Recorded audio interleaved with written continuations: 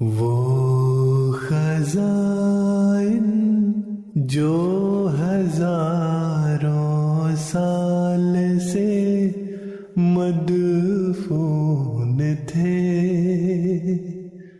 اب میں دیتا ہوں اگر کوئی ملے امیدوار، کوئی ملے امیدوار۔ اعوذ باللہ من الشیطان الرجیم، بسم اللہ الرحمن الرحیم۔ ملفوظات سیدنا حضرت اقدس مسیح موعود علیہ الصلوۃ والسلام۔ سلسلہ احمدیہ کے برحق ہونے کا ثبوت۔ حضور علیہ الصلوۃ والسلام فرماتے ہیں، خدا تعالیٰ کی دو زبردست گواہیاں ہر بات میں ہیں جو خدا تعالیٰ کی طرف سے ہوتی ہیں۔ اول گواہی اس کتاب کی ہے جو قرآن شریف ہے۔ قرآن شریف میں جو کچھ لکھا ہے وہ سب صحیح اور سچ ہے، اور ہم ایمان لاتے اور یقین کرتے ہیں کہ یہ خدا تعالیٰ کی طرف سے ہے، بس اس کو مانو۔ اور دوسری گواہی اس کے کام کی ہے۔ زمین و آسمان اپنی شہادتوں سے اس کی سچائی کو ثابت کرتے ہیں۔ اللہ تعالیٰ نے اس سلسلہ کو جو قائم کیا ہے اور مجھے جو پیدا کیا ہے، تو اس میں بھی ان دونوں گواہیوں کو ساتھ رکھا ہے۔ اول، حضرت عیسیٰ علیہ السلام کے فوت ہونے کا بڑی صفائی کے ساتھ قرآن شریف میں ذکر کیا، اور 30 آیتوں میں کھول کھول کر اس کی موت بیان کی۔ دوم، قرآن شریف نے یہ بھی تعلیم دی کہ حقیقی مردے کبھی واپس نہیں آ سکتے۔ سوم، رسول اللہ صلی اللہ علیہ وسلم کو مثیل موسیٰ ٹھہرا کر یہ تعلیم دی کہ جس طرح سلسلہ موسوی میں رسول آتے رہے، محمدی سلسلہ میں بھی اس کا نمونہ اور نظیر ہوگی۔ گویا اس سلسلہ کا خاتم الخلفاء موسوی سلسلہ کے خاتم الخلفاء کے نام پر مسیح کے نام سے آئے گا۔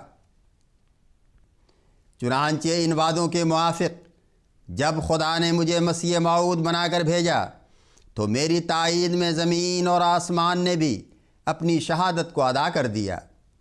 یعنی زمین کی حالت بجائے خود ایسی ہو گئی کہ وہ پکار پکار کر کہہ رہی تھی کہ خدا کا مامور اور مصلح اس وقت آئے۔ وہ ہر قسم کے فساد سے لبریز ہو گئی تھی۔ اسلام پر خطرناک حملے شروع ہو چکے تھے۔ آسمان نے اپنے نشانوں سے میری شہادت دی۔ چنانچہ جس طرح پر پہلے کہا گیا تھا اسی طرح اپنے وقت پر کسوف و خسوف ہو گیا۔ زمین کے دوسرے نشانات میں سے طاعون بھی ایک بڑا نشان ہے۔ غرض جو کچھ تسلی کے لیے ضروری تھا وہ خدا نے سب پورا کر دیا۔ اگر کسی کو خبر نہیں تو اسے چاہیے کہ ان کتابوں کو جو ہم نے لکھی ہیں پڑھے یا سنے کہ کیوں کر خدا تعالیٰ نے اپنے نشانات کو وقت پر پورا کیا۔ بغیر علم کے انسان اندھا ہوتا ہے، اور جہالت ایک موت ہے۔ پس اس نابینائی اور موت سے بچنا چاہیے۔ خدا کے نشانات سمندر کی طرح بہہ رہے ہیں۔ ایک زبردست اور کھلا کھلا نشان طاعون کا ہے جو خدا تعالیٰ نے طعنہ کرنے والوں اور سفیہوں کے لیے رکھا ہوا تھا، وہ بھی پورا ہو گیا۔ میں سچ کہتا ہوں کہ خدا تعالیٰ اس وقت غضب میں ہے۔ اس کی باتوں پر ہنسی کی گئی، اس کے نشانوں کو ذلیل قرار دیا گیا، اس لیے خدا کے قہر کے دن آ گئے۔ اب دیکھو کہ وہ کیا کرے گا۔ اب وہ وقت آیا ہے کہ یہ الہام پورا ہو رہا ہے۔ دنیا میں ایک نذیر آیا، پر دنیا نے اس کو قبول نہ کیا، لیکن خدا اسے قبول کرے گا اور بڑے زوراور حملوں سے اس کی سچائی ظاہر کر دے گا۔ اس لیے اب وہ وقت ہے کہ نیک بخت کو بھی ڈرنا چاہیے، کیونکہ خدا بے نیاز ہے۔ موت کو یاد رکھو کہ یہ دن خدا کے غضب کے ہیں۔ نمازوں پر پکے ہو جاؤ، تہجد پڑھو، اور عورتوں کو بھی نماز کی تاکید کرو۔ غرض یہ طاعون خدا کا قہر ہے۔ عقل مند وہی ہے جو ہوا پہچان لے اور خدا کی باتوں پر صدق دل سے ایمان لے آوے۔ یاد رکھو کہ خدا تعالیٰ جو اس وقت عذاب دے رہا ہے وہ ایک خاص کام کے لیے عذاب دے رہا ہے۔ ہمارے سلسلہ کی بابت مولویوں، صوفیوں یا سجادہ نشینوں سے بات کرو تو وہ پہلے ہی گالیاں دینی شروع کر دیتے ہیں۔